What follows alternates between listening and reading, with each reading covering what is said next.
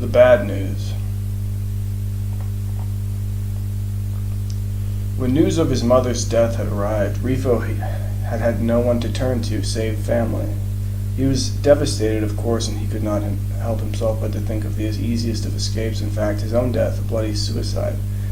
But again, of course, he could not bring himself to commit such a heinous crime. It was not in his nature to do so, and survival, he knew, was of the utmost of importance. Besides, he could not give that satisfaction to his father of all people, his father who stood before him now at the funeral, dressed in black, in his military garments, uniform, what have you, and Refo there across from him, and his own plain dark clothes. Refo, deeply saddened by his mother's death, nonetheless could not help himself but to think of what his father might be scheming for him. Would he send him off to join the military? Was there some other plot brewing inside the man's mind? Either way, Refo knew he did not have the upper hand. But he was smarter than his father, and stronger too. Perhaps he could win out after all. However, he decided to play it. Refo's mother had objected to military service vehemently, and Refo had been glad. He had no desire to join the military, though not born of cowardice, was it, as his father suspected? No, Refo simply did not care to take orders so directly and preferred to give them, and working his way up through the military, well, frankly, it sounded like hell to him. Perhaps he thought he would find another way, but first, he would have to best his father, surely. His name was Refo, his father's name, or an elongated version of Refo's name. Or that's how Refo tended to think of it, rather than the other way around, that his name was a shortened version of his father's. No, he did not like it the other way around. Looking back to the casket, a closed casket it was, Refo's mind began to wander here and to there, and he wondered with a great passion why it was his father had lied to him about his mother's death. Oh yes, Refo knew. And as a tear ran down from his eyes, one on each cheek, Refo could not help but for a moment at least, before his father noticed, to stare vehemently at his father. He even went so far as to cock his head one way to the left, analyzing his bastard father, before he lowered his eyes back to the ground and stifled his weeping. When the procession was over, they put Refo's mother in the ground and covered her person in dirt and blackened soils, a symbol of her strength and prowess within the community. Refo recalled fondly the moment his mother had helped the young orphaned boy to find a family within the city, a rather large city, the name of which was Trispiori. Of course, Refo's father had objected. Refo had never cared about whether or not the boy found a family, in all honesty, if truth be told, what have you, but rather that his mother did care so deeply as it extended to himself, his personhood even. Yes, he had cared deeply for his mother, and no, he was sure of it. His father, he looked at him once again, his father must have had something to do with it. He could almost feel it or taste it in the air, something that the environment was different for it. And he knew in his heart that his father must have done something evil.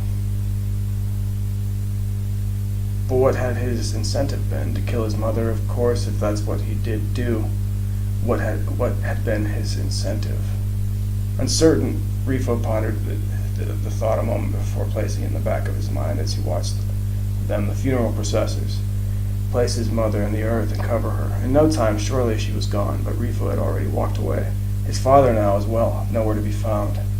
Refo found the trunk of a large tree, an oak, in the cemetery, and, ignoring the people who walked past, leaned against it, clutching his heart. It was beating so fast. In a moment, he didn't know where she came from. Came the poor girl, Eva, whom Refo had known since childhood. She was 19 now, so was he. He wondered for but the moment what it was she was doing, but quickly realized that she wanted to console him. She said nothing, her long brown hair falling just past her shoulders. She was thin and she was very pretty, but Refo had no interest in her. Still, he was thankful that she cared for him, so she hugged him a moment and, again saying nothing, she stood, looked at Refo, and then walked away. She knew him well enough to know that she must give him the time. Perhaps even she knew about Refo's father, as she was clever, as Refo was, or perhaps even more so. He would call on her, perhaps, later on to aid him, but enough. Refo could not stand it anymore. He had to move forward, and he didn't. And he did. And by the time a week had passed, though he thought of his mother fondly, He did not feel for her as he had before. He could not. And by the time the week had passed, Refo found himself sitting in the study of his father's estate, a large mansion and some acres, a few houses, what have you, thinking, contemplating, scheming, actually. He wondered to himself about whether or not he should confront his father, and had so for the week prior.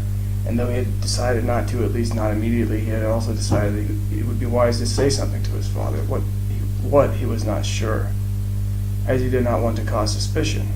But, well, perhaps he wouldn't have to anyway. Perhaps it did not matter one way or another, and surely Refo thought it did not. The study was a large, spacious room, oaken-walled with various details throughout, but with one detail which stood out particularly: an owl's head, the Rocumulus family crest. It had been made by his father's father's father, Refo's great-grandfather, obviously, the man who had started the company. Shorewoods, it was called, the Shorewoods Company, and had been called for nearly a century. His right, Refo's to inherit. His father had always claimed that it was a great right to have, a great and amazing inheritance. However, Refo had never looked forward to it. He did not want it, no. He would rather not